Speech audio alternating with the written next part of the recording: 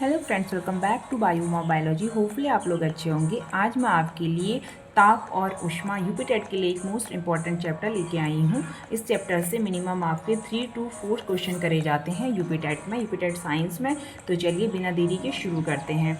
तो फर्स्ट क्या हमारा टेम्परेचर। किसी वस्तु की गर्माहट और ठंडेपन की माप उसके टेम्परेचर से की जाती है। कोई वस्तु कितनी गर्म है कितनी ठंडी है तो हम ये छूकर महसूस करेंगे और किससे नापेंगे, तापमापी से नापेंगे। ठीक है। और तो ताप का ऐसा मात्रक क्या होता है, केल्विन होता है, मोस्ट इंपॉर्टेंट। नेक्स्ट है आपका ताप का मापन तापमापी या थर्मामीटर से करते हैं। तो या तो तापमापी से करेंगे या थर्मामीटर से करेंगे। तो हम देखेंगे कि ताप को सामान्यतः डिग्री सेल्सियस या डिग्री फ़ारेनहाइट में हम क्या करते हैं, नापते हैं। जैसे फ़ारेनहाइट का देखेंगे, जैसे क्या होता है कि स्वस्थ मनुष्य के शरीर का जो टेम्परेचर होता है वो 37 डिग्री सेल्सियस होता है। और फ़ारेनहाइट में अगर हम देखेंगे तो 98.6 डिग्री फ़ारेनहाइट होगा। और वैसे ही हमारा क्या होता है प्रयोगशाला थर्मामीटर को हम सेल्सियस में नापते हैं। प्रयोगशाला थर्मामीटर का जो परिसर प्रायः होता है वो कितना होता है, 10 डिग्री सेल्सियस से 110 डिग्री सेल्सियस होता है। तो मोस्ट इंपॉर्टेंट है ये भी। क्योंकि नेक्स्ट देखेंगे हम ताप का मापन तापमापी या थर्मामीटर से करते हैं। थर्मामीटर दो प्रकार का होता है, डॉक्टरी थर्मामीटर और प्रयोगशाला थर्मामीटर। और स्वस्थ मनुष्य का जो टेम्परेचर होता है वो 37 डिग्री सेल्सियस या 98.60 डिग्री फ़ारेनहाइट होता है। आपने क्या सीखा, ताप क्या होता है, इसका ऐसा मात्रक होता है। ताप का ऐसा मात्रक क्या होता है, जूल होता है। ओके।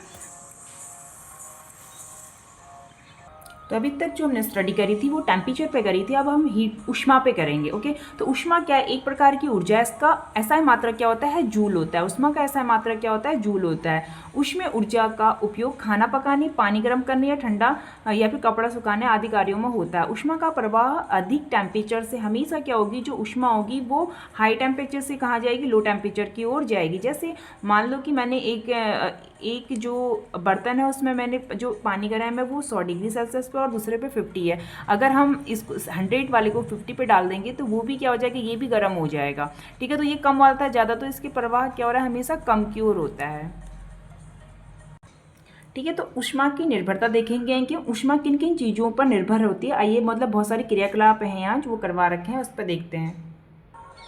तो क्या है, जैसे क्या है, एक कप चाय बनने रखी है अपने गैस पर और दूसरी आपने 4 गिलास कप चाय बनने रखी। एक कप पर तो पहले कौन सी जल्दी बन जाएगी, चाय 1 कप वाली बन जाएगी। क्योंकि समान ताप पर गर्म करने के लिए अधिक मात्रा द्रव्यमान होने पर अधिक ऊष्मा और कम मात्रा द्रव्यमान होने पर कम ऊष्मा की जरूरत पड़ती है। इसमें द्रव्यमान कम है तो इससे जल्दी बन गई 1 कप वाले में, और 4 कप वाले में द्रव्यमान ज़्यादा है तो इसलिए क्या होगा, ये थोड़ी लेट बनेगी। एक नेक्स्ट एक्टिविटी है कि गुनगुना पानी है और एक उबलता पानी है। तो समान मात्रा में किसी पदार्थ को अधिक ताप तथा गर्म करने के लिए अधिक ऊष्मा और कम ताप पर गर्म करने के लिए कम ऊष्मा की जरूरत पड़ती है। अतः किसी पदार्थ को दी गई ऊष्मा उसके टेम्परेचर अर्थात तापांतर पर करती है, निर्भर करती है। नेक्स्ट टॉपिक है आपका पदार्थ की अवस्था में परिवर्तन। इसकी एक एक्टिविटी है, इसे देख लेते हैं। तो इस एक्टिविटी में क्या है कि स्टोव में पानी गर्म करने रखा है, उसमें बर्फ़ के टुकड़े डाल रखे हैं और एक थर्मामीटर डाल दिया है। तो थर्मामीटर से जब इसे हम नापते हैं तो ये क्या है कि उसका टेम्परेचर क्या रहता है, सेम हीट तो जा रही है लेकिन वो हीट कहाँ जा रही है किसी को नहीं पता। ठीक है। और फिर वो क्या होता है, लिक्विड स्टेट में आता है, लिक्विड से धीरे धीरे वो क्या आ जाता है, भाप स्टेट में आ जाता है। एक इसे आप रीड कर लीजिए, हमने क्या सीखा। इसमें बहुत इंपॉर्टेंट चीज़ें हैं तो इसे आप एक बार रीड कर लेना। और नेक्स्ट टॉपिक रहेगा हमारा ऊष्मा का संचरण। तो ऊष्मा का संचरण क्या रहता है आपका, ऊष्मा का संचरण ठोस, द्रव, गैस तीनों माध्यमों में किस चालन, संवहन और विकिरण के रूप में होता है। ये एक्टिविटी, ये हमने क्या सीखा, ठोस पदार्थों में कंडेंशन विधि द्वारा ऊष्मा का चालन विधि से होता है। ठोस पदार्थों में किससे होगा, चालन विधि से होगा।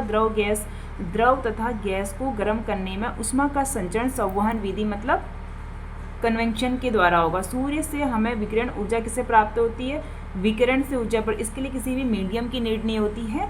ठीक है। ये कुछ एक्टिविटी, जैसे 1 गिलास के पानी में चम्मच डालने पर चम्मच किस विधि द्वारा गर्म हो जाता है, तो किस विधि द्वारा होता है, ठोस में किससे द्वारा होता है, चालन विधि द्वारा होता है, कंडेंशन द्वारा होता है। ठीक है, पानी या कोई द्रव ऊष्मा संचरण की किस विधि द्वारा गर्म होगा, तो ये किस विधि द्वारा होगा, कन्वेंशन संवहन द्वारा होगा। और भट्टी के सामने हाथ करने पर हमें गर्मी किस विधि द्वारा मिलती है, तो किस विधि द्वारा मिलेगी, रेडिएशन के द्वारा मिलेगी। नेक्स्ट टॉपिक है हमारा ऊष्मा के सुचालक और ऊष्मा के कुचालक। तो जिन पदार्थों में ऊष्मा का संचरण आसानी से एक सिरे से दूसरे सिरे तक होता है उसे सुचालक कहते हैं, जैसे लोहा, तांबा, एल्युमिनियम आदि।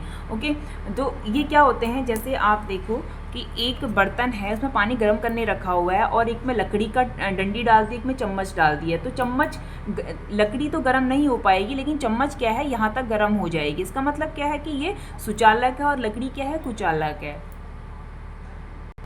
नेक्स्ट हमारा जिन पदार्थों में ऊष्मा का संचरण एक सिरे से दूसरे सिरे तक आसानी से नहीं होता है उन्हें कुचालक कहते हैं, जैसे लकड़ी, कागज, ऊन आदि। ओके, तो ये एक एक्टिविटी है। जैसे चिमटा क्या है, आपका सुचालक है, ठीक है, और लकड़ी की कांच की छड़ क्या है, कुचालक है। धातु का प्रकार क्या है, सुचालक है। पेंसिल क्या होगी, सुचालक होगी, कुचालक होगी। प्लास्टिक का स्केल क्या होगा, कुचालक होगा। रबड़ कुचालक होगी। कांच की गोली कुचालक होगी। और कॉपर का तार क्या होगा, आपका सुचालक होगा। लोहे के बर्तन सुचालक होंगे। स्टील की थाली क्या होगी, सुचालक होगी। ओके, तो नेक्स्ट लेक्चर हमारा कल जो रहेगा वो रहेगा हमारा खनिज एवं धातु। अगर आपको ये वीडियो अच्छा लगा हो तो लाइक करें, शेयर करें, सब्सक्राइब करें। तब तक के लिए मिलते हैं हम नेक्स्ट वीडियो में। Bye bye.